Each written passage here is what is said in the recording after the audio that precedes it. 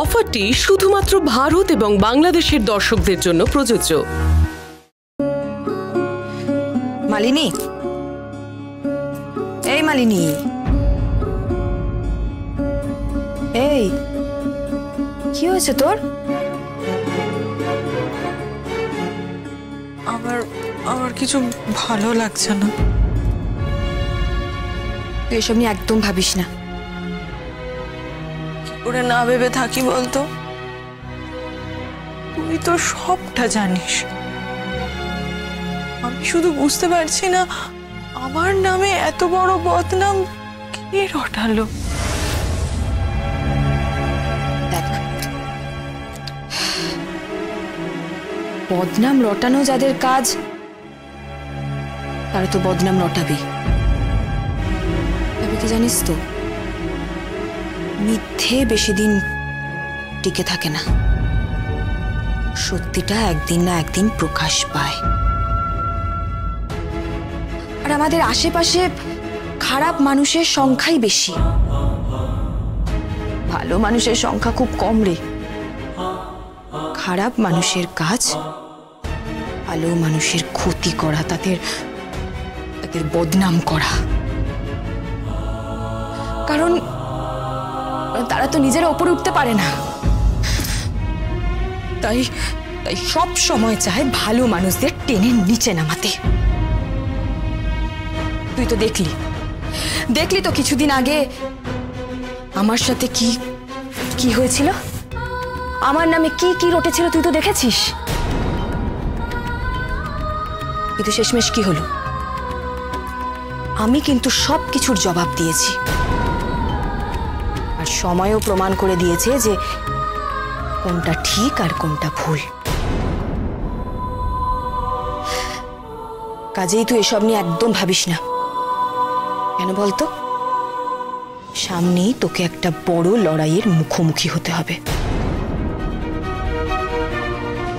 তুই যদি এখন এভাবে ভেঙে পড়িস, তাহলে সেই লড়াইটা কে লড়বে? তুই অনেক বদলে গেছিস রে সুন্দরী। হ্যাঁ রে মালিনী, আমি সত্যিই অনেক বদলে গেছি। এখন আমি আর আগের সুন্দরী নেই। যদি আগের সুন্দরী থাকতাম তাহলে এই সিচুয়েশনে আমি ভেঙে পড়তাম। হয়তো তোর মতো আমার মাথাও কাজ করতো না। জানিস তো, এখন আমি ভেতর থেকে অনেক শান্ত হয়ে গেছি। আমি একটা কনফিডেন্স পাই ভেতর থেকে। আমার মনে হয় যে আমার সাথে রাধা মাধব আছে, সে সব সত্যিটা দেখছে, সে সব কিছু ঠিক করে দেবে। মালিনী, আমি সত্যিই জানি না যে এই পরিবর্তনটা আমার মধ্যে কি করে এলো। আমার মনে হয় এটাও হয়তো রাধা মাধবের জন্যই হয়েছে। তাই হবে হয়তো। তোরও যা বিপদ গেল, তুই যেভাবে পুজোতে এলি সেটা রাধা মাধবের আশীর্বাদ ছাড়া কোনোদিনও সম্ভব হতো না রে। তোকে সবাই মিলে কত খুঁজেছে, কিন্তু কেউ কোথাও পায়নি। আমরা প্রচন্ড ভেঙে পড়েছিলাম, সবাই কান্নাকাটি করছিল। তুই জানিস, বাবাও কাঁদছিল। তারপরে হঠাৎ ফুলের ঝুড়ির মধ্যে থেকে ওকে পাওয়া গেল।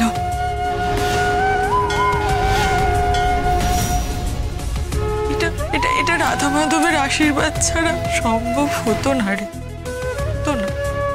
হ্যাঁ রে, সেই মুহূর্তেই আমার নবজন্ম হলো। তারপর থেকেই আমার ভেতরটা বদলে গেল। আর তোর এখন এই যে লুকটা হয়েছে না, এটার মধ্যেও কিন্তু একটা ব্যাপার আছে। কে বলবে তুই আমাদের সেই আগের গ্রামের সুন্দরী? এখন হলি তুই লাবণ্য সেন ইন্ডাস্ট্রিজের সিইও সুন্দরী। দাঁড়া, বড় ম্যাডামকে একটা ফোন করি, খবর নিয়ে উনি পৌঁছালেন কিনা।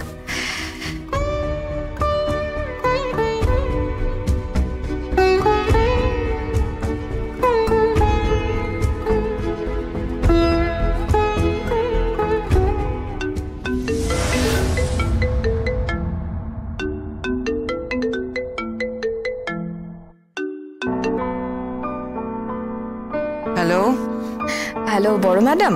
সুন্দরী, আমি জাস্ট তোমার কথাই ভাবছিলাম। আমার কথা? হ্যাঁ, আসলে মালিনীর খবরটা নেওয়ার জন্যই ফোনটা করতাম। আসলে যেভাবে চলে এলাম, তারপরে উমাশঙ্কর বাবুকে ফোন করতে আমার খুব লজ্জাই লাগছিল, তাই ভাবছিলাম যে তোমাকে ফোন করব। তবে আমি অবশ্য উমাশঙ্কর বাবুকে মেসেজ করে দিয়েছি, আমি জানি না উনি দেখেছেন কিনা। ম্যাডাম, আপনি এত কেন ভাবছেন বলুন তো?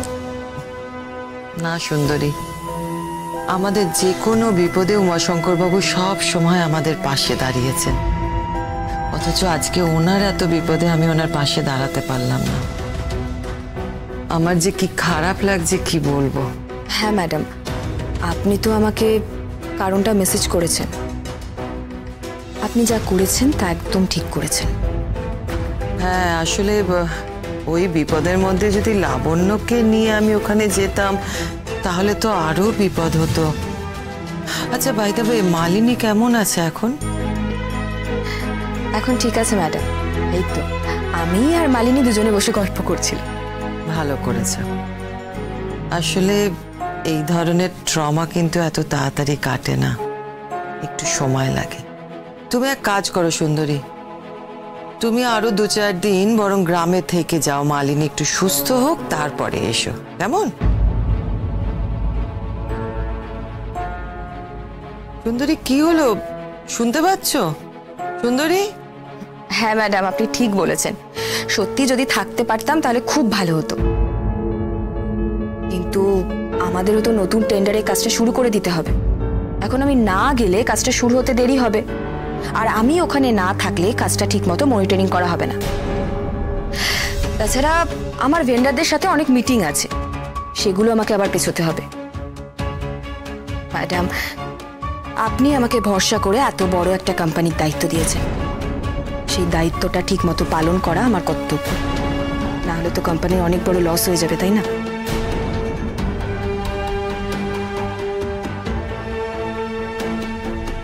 সুন্দরী আবার শহরে ফিরবে, আর ও শহরে গেলেই আমার ওই এক টেনশন শুরু হবে। কিন্তু এবার আমি আর সত্যি আর কোনো টেনশন নিতে পারছি না। যা হয়ে গেল আজকে, তারপর আমার বড় ক্লান্ত লাগছে। ঠিক আছে, ফিরলে ফিরুক, আমি আর কি করব? কতবার আটকাবো ওকে? সে আমি জানি সুন্দরী, তবুও বলছি যদি দরকার হয় 2-1 দিন থেকে এসো। মালিনীকে দেখে রেখো, আমি এদিকটা সামলে নেব, কোনো অসুবিধে নেই। মামনি, লাবণ্য আমাকে ডাকছে সুন্দরী, আমি এখন রাখি। হ্যাঁ, আর মালিনীকে দেখে রেখো, ঠিক আছে? Good night. Good night madam. বলছি সুন্দরী, তুই বরং কালই ফিরে যা। না রে মালিনী, আমি আরো 2 দিন ছুটি পেয়েছি। দেখ, তুই আমাকে নিয়ে এত চিন্তা করিস না, ঠিক আছি। তুই ঠিক আছিস? তোর চোখ মুখের কি চেহারা হয়েছে দেখেছিস? আরে সেটা তো একটু রেস্ট নিলেই ঠিক হয়ে যাবে। আর তাছাড়া আজকেই এত বড় ঘটনা ঘটেছে, এখনই কি আমার চোখ মুখ ঝকঝক করে উঠবে বল?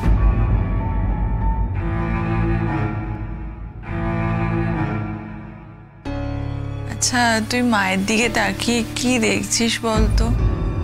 আমি তো বলছি তোকে, তুই চলে যা।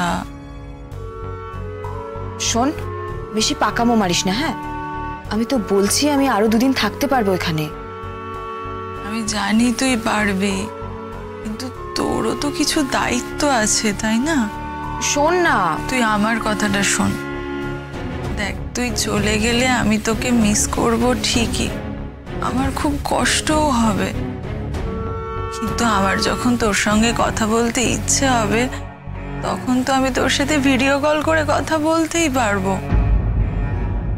কিন্তু তুই যদি এখানে থাকিস, তোর ওই কেবিনটার সঙ্গে তুই কি ভিডিও কল করে কথা বলতে পারবি? পারবি না। আমি জানি রে সুন্দরী, তুই তোর কেবিনটাকে খুব মিস করছিস। বরং কলকাতা ফিরে যা, আর আমি একটু সুস্থ হয়ে গেলেই কলকাতা যাব তোর কাছে, তারপর তোর অফিসে যাব, আর সেখানে তোর কেবিনে তোর চেয়ারে বসে সেলফি তুলব, তারপর সোশ্যাল মিডিয়াতে পোস্টও করব, #সুন্দরী সিইওস চেয়ার। মামি, যেতে যখন হবে তখন যা। আর মালিনী তো তোকে বলেই দিল, আমি আর কি বলবো বলতো? কিন্তু মামু, তোমার মামুকে না হয় আমি সামলে নেব, ফিকার নট। তুমি বরং এক কাজ করো, এক্ষুনি আমার মামুকে গিয়ে খবরটা দাও যে কালই তুমি কলকাতা ফিরছো।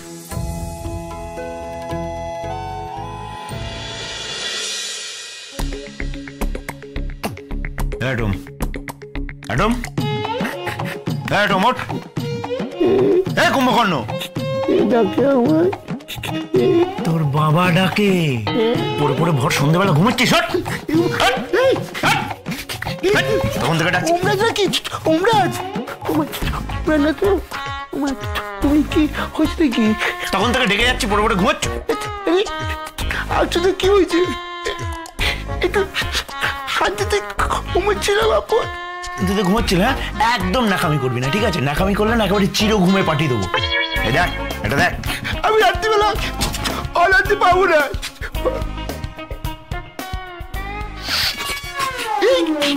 আপন কি আমি শান্তিতে ঘুমাচ্ছিলাম বলে তেল ঢেলে আমাকে আলিয়ে দেবার প্ল্যান করছিলি? কাঁধের মাথা মোটা তুই, হ্যাঁ? তোর গায়ে আগুন লাগাতে যাবো কেন? এটা ভাড়ার ঘরে আমি খুঁজে পেলাম। ভাড়ার ঘরে? সেটাই তো বলছি, ভাড়ার ঘরে তো সব খাবার দাবার থাকার কথা, এটা কোথা থেকে এলো তাহলে? সেটাই তো ভাবছি। দেখ, সুন্দরীর কথা মতো আমি ভাড়ার ঘরে এটা ওটা খুঁজে দেখছিলাম, তখনই এটা পেলাম। আর এটা পাওয়া মাত্রই আমি ঠিক যেটা ভাবছি সেটাই। বাবা, তুমি তো পুরো ওয়েন্দার মতো ভাবছো, পুরো ইরেবার মতো। দেখ অ্যাডম, আমি না মালিনীকে সত্যি খুব ভালোবাসি রে, আর মন থেকে ভালোবাসি। হ্যাঁ, আমি জানি যে মালিনী আমাকে অপছন্দ করে, কিন্তু তাতে কি, আমি মালিনীকেই ভালোবেসে যাব। আর আমার ভালোবাসার মানুষের যে ক্ষতি করতে চাইবে তাকে তো আমি ছাড়বো না, তারও আমি পাল্টা ক্ষতি করব। আমার একটা কথা ভাবছি এখন, বুঝলি? তোমার কথাটা কি শুনছিস? হ্যাঁ, আমি ভাবছি যে এই কেসটা সলভ করার পরে একটা ডিটেকটিভ এজেন্সি খুলবো, আর তুই হবি আমার অ্যাসিস্ট্যান্ট। তারপরে এই অপমানের চাকরিটা ছেড়ে দেবো, বুঝলি? তারপরে এই গোয়েন্দা বাপি মালিনীকে গিয়ে প্রপোজ করবে, মালিনী ইমপ্রেসড হয়ে যাবে, বল? হ্যাঁ, সুন্দরী এই বলে যে উনিয়েছি বেশি আটা খাওয়াতে না, তাই আকাশ কুসুম না ভেবে সুন্দরীকে ফোন করু।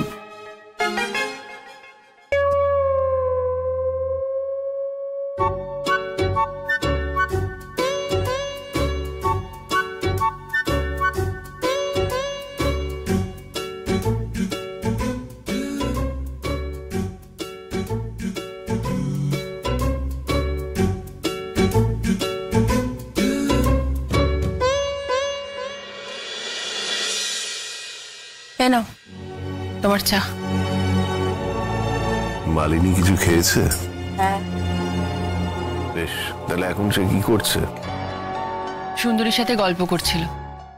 শোনো না, তুমি আর সুন্দরীকে বকাবকি করো না, ওর উপরে রাগ করে থেকো না। আমাকে আর এ বিষয়ে কোনো কথা বলো না তুমি। সন্ধ্যাবেলা রুদ্র এসেছিল, মালিনীর জন্য ফল দিয়ে গেছে। তাই? রুদ্র এসেছিল নাকি? আমাকে তো একটা ফোন করতে পারতে, আমি চলে আসতাম। মালিনীর সাথে দেখা করেছে? না, ভেতরে যায়নি, আমাদের সাথে কথা বললো, তোমারও খোঁজ করছিল। মালিনীর খোঁজ নিল, তারপর বললো পরে আসো, চলে গেল। চুপ করো! এত বড় সাহস কি করে হয় তোমার যে উমা শঙ্করের সামনে দাঁড়িয়ে তার মেয়ের নামে এসব আজে বাজে কথা বলে যাচ্ছ? তুমি জানো কি করতে পারি আমি? এখনই তোমার জিভটা আমি টেনে ছিঁড়ে দিতে পারি। স্যার স্যার স্যার ছেড়ে দিন স্যার, ছেড়ে দিন স্যার, শান্ত হন স্যার, স্যার ছেড়ে দিন স্যার। রুদ্র, তুমি কিন্তু আমায় চেনো না, হ্যাঁ? কাজী আর একটা উল্টো পাল্টা কথা বলেছো তো লক্ষ্মী, একবার ভাবো ছেলেটার সাথে প্রথমে আমরা কতটা খারাপ ব্যবহার করেছি, কত অপমান করেছি, কিন্তু তা সত্ত্বেও ছেলেটি আমাদের কত বড় উপকার করলো। নিজের জীবনের ঝুঁকি নিয়ে আমাদের মেয়েটার প্রাণ বাঁচালো। ওর এই ঋণও আমি কোনোদিন শোধ করতে পারবো না। আমি চিরটা কাল ছেলেটার কেনা গোলাম হয়ে থাক। তুমি কি সত্যি সত্যি রুদ্র আর মালিনীর কথা ভাবছো? কিন্তু লোকজন যা রটাচ্ছে সব কিন্তু মিথ্যে। সবই বুঝলাম, কিন্তু কি করবো বলো? জনে জনে লোক ডেকে তো আর বলতে পারি না আপনারা যেটা শুনেছেন সব মিথ্যে শুনেছেন।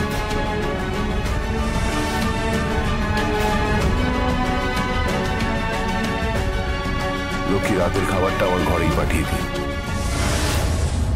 মামু, মামু দাঁড়াও, তুমি আমার কথাটা তো শুনে যাও।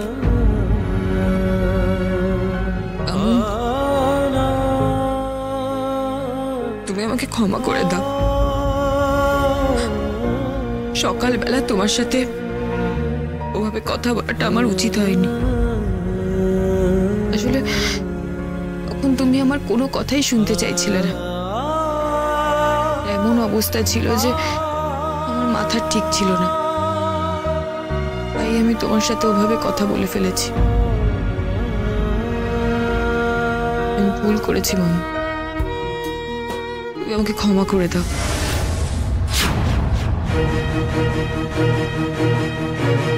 তুই অনেক বড় হয়ে গেছিস সুন্দরী, অনেক বড় দায়িত্ব পেয়েছিস। তোর নিচে এখন অনেকে কাজ করছে, তার মানে এই নয় যে দুনিয়াদারি সবটা বুঝে গেছিস। এখনো অনেক কিছুই বুঝিসনি সুন্দরী, একদিন বুঝবি। কিন্তু মামু, একটা মিথ্যের ওপর ভিত্তি করে কোনো সিদ্ধান্ত নিলে সেই সিদ্ধান্তটা কখনোই সঠিক সিদ্ধান্ত হয় না।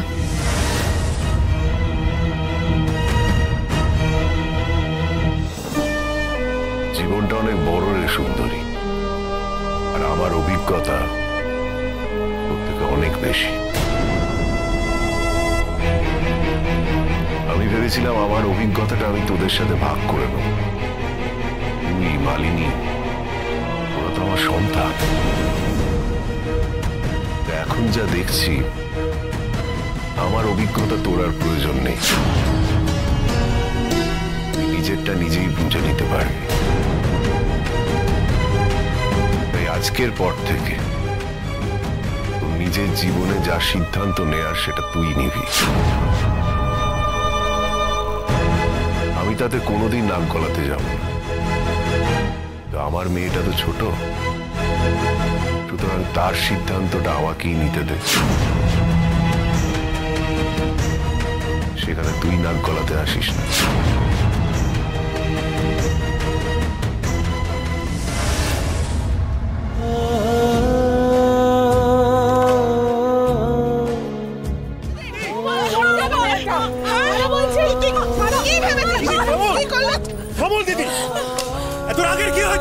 আমাকে আটকাবেন না, এমনিতেও ছেলে পাওয়া যায় না, যদিও পাওয়া যায় এত এত টাকা যৌতুক চায়।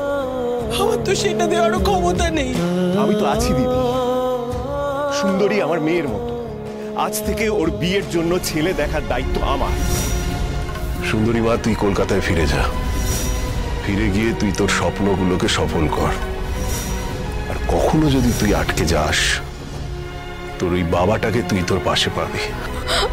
মামু,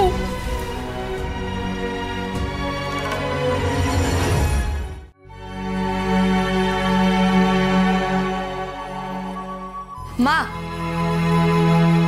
ঠাম্মি, আমি ভাবছি আমি কালকেই কলকাতা চলে যাব। কি কি বলছিস তুই? হ্যাঁ, আজ এত বড় একটা ঘটনা ঘটলো আর তুই বলছিস কালই চলে যাবি? তোর কি মাথাটা খারাপ হয়ে গেছে নাকি? মা, আমার মাথা খারাপ হতে যাবে কেন? আমার কলকাতায় অনেক কাজ আছে। কি এমন কাজ রে? কি এমন কাজ তোর? এখানে মামু মামির মনের এই অবস্থা আর তুই কলকাতা চলে যেতে চাইছিস? মা, আমাদের কোম্পানির একটা বড় প্রজেক্টের দায়িত্ব দিয়েছে আমাকে। এখন যদি আমি না যাই তাহলে কাজটা শুরু হতে দেরি হবে, আর যত দেরি হবে তত কোম্পানির লস হবে, সেটা তো ঠিক নয়। আর এদিকে কি হবে? বৌমা, ওকে যেতে দাও। আমি না হয় এখানে কটা দিন থেকে যাচ্ছি। আর জ্যোৎস্নাকে আমি ফোন করে দিচ্ছি, ও তো একেবারে সুন্দরী অন্তঃপ্রাণ, ও ঠিক সুন্দরীকে দেখে রাখবে। লক্ষ্মী জানে? আর তোর মামু, তার সাথে কথা বলেছিস? মা, যখন বড় ম্যাডামের ফোন এসেছিল তখন মামি তো পাশে ছিল, মামি সবটা জানে।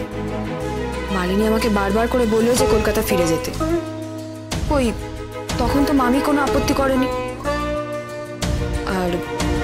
আর মালিনী বলেছে মামুকে পরে সবটা বুঝিয়ে বলবে। তাছাড়া মালিনী এখন অনেকটাই সুস্থ আছে। তাহলে আর কি, যা পারো তাই করো, আমার তো আর কিছু বলারই থাকে না, তাই না? ঠাম্মি, আমি আসছি।